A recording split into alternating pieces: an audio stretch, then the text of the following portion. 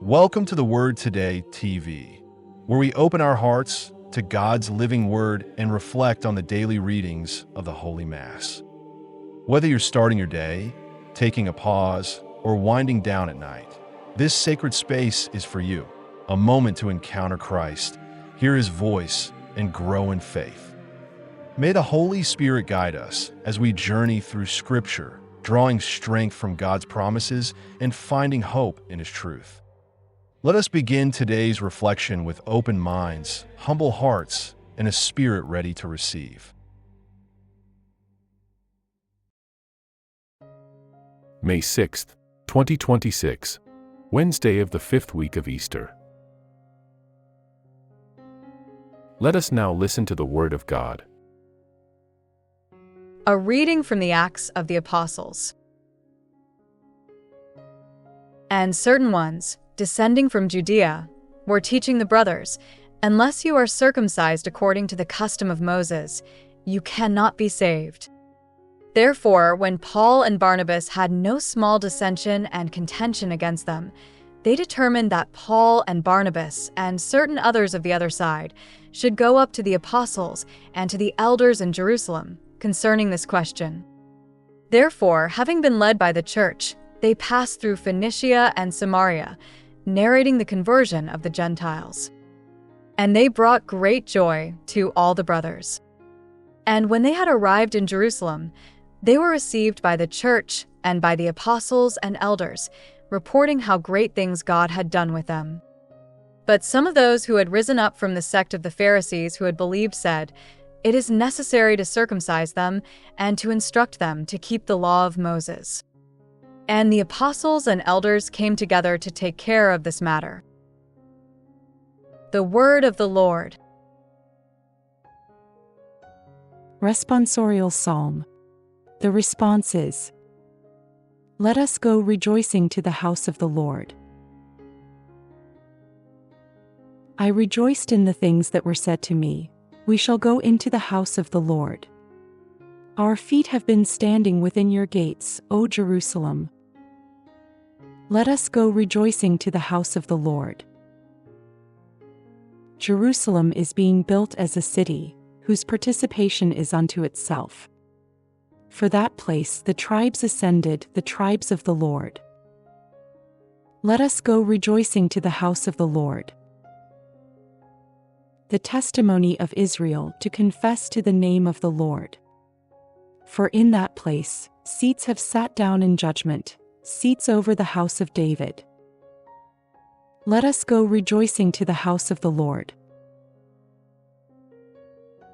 Alleluia, alleluia. Remain in me as I remain in you, says the Lord. Whoever remains in me will bear much fruit. Alleluia, alleluia. A reading from the Holy Gospel according to St. John.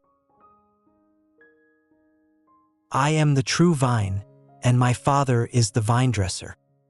Every branch in me that does not bear fruit, He will take away, and every one that does bear fruit, He will prune, so that it may bear more fruit. You are clean now, because of the word that I have spoken to you. Abide in me, and I in you. Just as the branch is not able to bear fruit of itself, unless it abides in the vine, so neither can you unless you abide in me. I am the vine, you are the branches. Whoever abides in me, and I in him, the same bears much fruit. For without me you can do nothing. If anyone does not abide in me, he shall be cast away like a branch and wither, and they shall gather him up and cast him into the fire, and it burns. If you abide in me, and my words abide in you, you shall ask whatever you will, and it shall be done for you. In this my Father is glorified, that you should bring forth very much fruit and become my disciples. The Gospel of the Lord.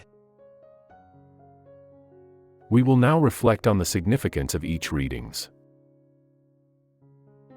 On this Wednesday of the 5th week of Easter, May 6th, 2026, the Church invites us to reflect on what it means to remain deeply rooted in Christ.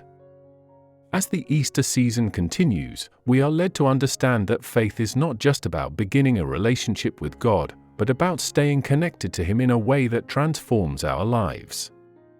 Today's readings highlight both the importance of unity in the Church and the necessity of remaining in Christ to bear lasting fruit. The first reading, from the Acts of the Apostles, presents an important moment of tension in the early Church. A question arises about what is required for salvation, leading to discussion and discernment among the apostles and elders. Rather than allowing division to grow, they come together to seek clarity. The message is clear and accessible. The Church grows not only through mission, but through unity, dialogue, and a shared search for truth.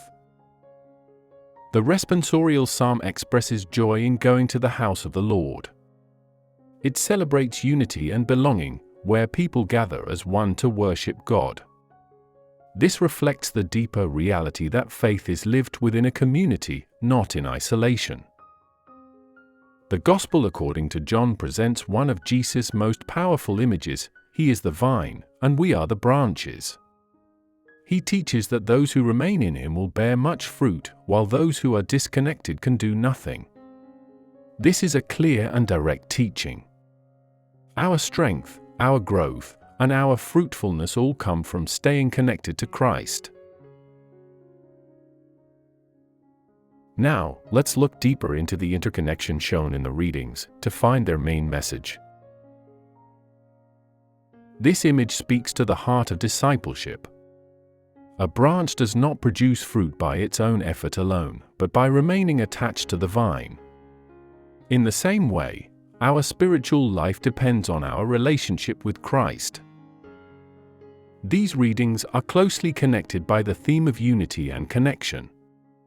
The early Church seeks unity in truth. The Psalm celebrates gathering as one.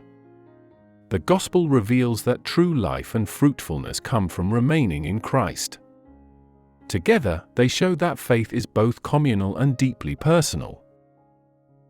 The central message of today's liturgy is this: we are called to remain in Christ so that our lives may bear fruit.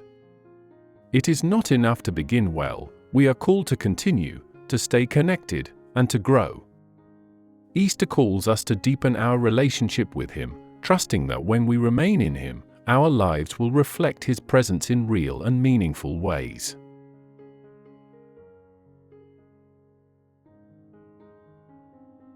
Let us pray.